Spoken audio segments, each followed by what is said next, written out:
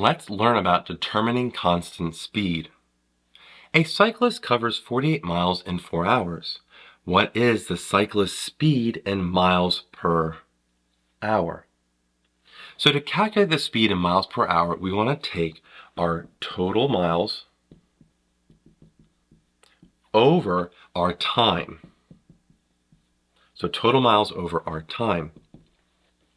Our total miles here, they tell us, is 48 miles.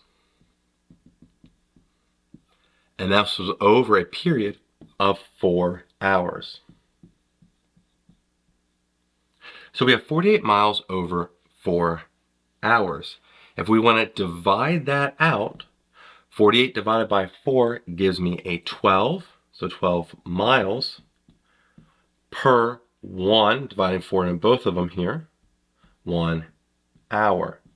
And now we're getting our miles per 1 hour, 12 miles per hour. So we can write it like this, 12 miles per hour, our unit rate here, or if you didn't write, 12 mph.